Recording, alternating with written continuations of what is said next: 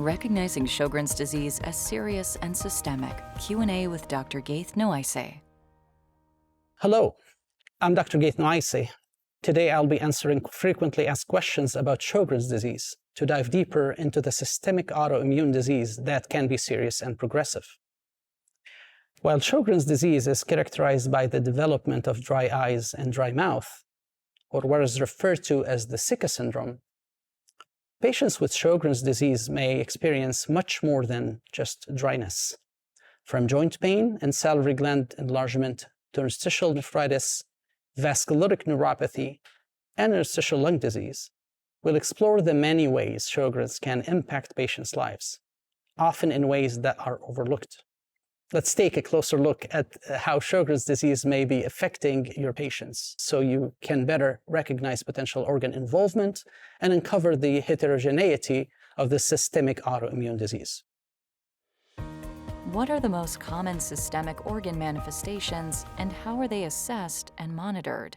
I think that's a great question. It's important to recognize that systemic organ manifestations of Sjogren's disease can virtually affect any body organ and significantly contribute to the clinical picture.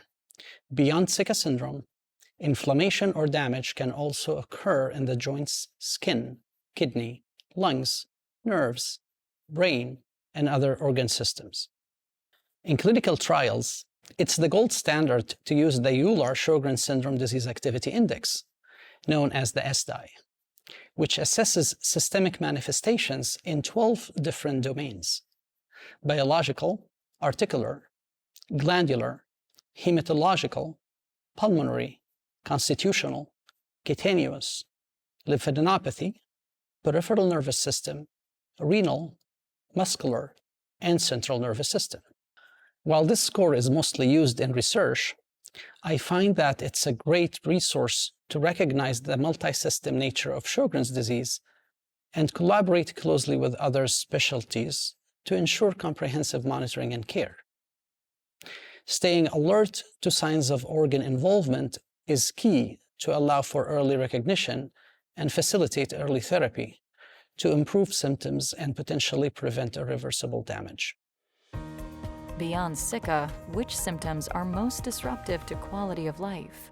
I think this is a very important point to highlight. Dryness-related symptoms are the most common reason patients seek care, yet up to 40% experience systemic manifestations.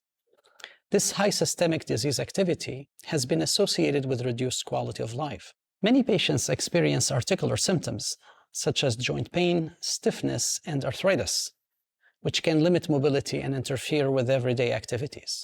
Glandular involvement, particularly enlargement of the salivary glands, often leads to discomfort and visible swelling. Peripheral neuropathy is also a common manifestation, with symptoms including numbness, tingling, burning sensations, and in some cases, motor deficits leading to limb weakness. Therefore, in my practice, I conduct a comprehensive patient assessment by systematically exploring the various domains of the SDI tool, ensuring a thorough evaluation of the diverse systemic manifestations of the disease. What are some of the potential complications of Sjogren's disease? This is truly an excellent question. My patients frequently seek insights into the potential trajectory of their condition. Even in cases where symptoms appear mild, Sjogren's disease may progress slowly over time and lead to severe systemic complications.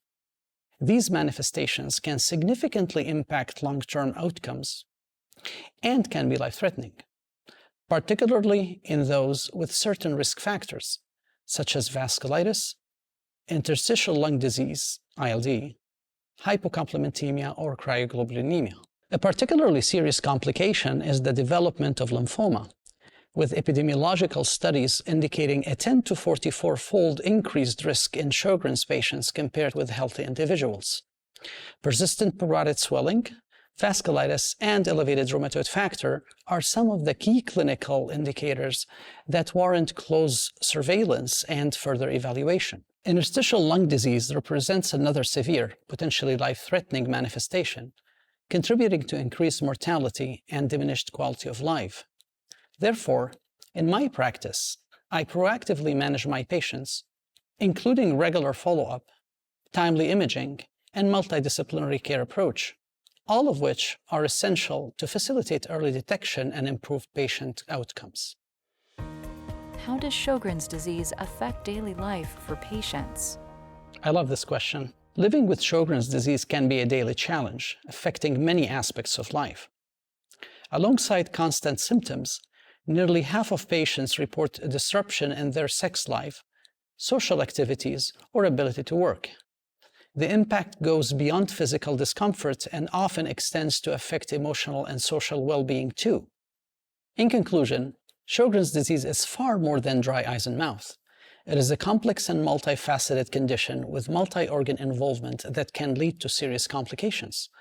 Recognizing the broader impact of the disease is essential to providing the comprehensive care, monitoring, and support these patients truly need. While progress is being made in understanding Sjogren's disease, there are currently no FDA-approved therapies to address the systemic nature of the disease, and as a result, a more comprehensive approach to patient care is needed to encompass additional systemic manifestations beyond dryness. Additionally, 97% of patients reported wanting more treatment options. As healthcare professionals, recognizing the impact of this wide-ranging disease is our opportunity to advance care and improve the quality of life for patients with Sjogren's disease. Explore our other videos to learn more about the underlying pathogenesis of Sjogren's disease and how to assess the systemic manifestations your patients may be experiencing. For additional expert insights and resources on Sjogren's disease, please visit sjogrenschouts.hcp.com.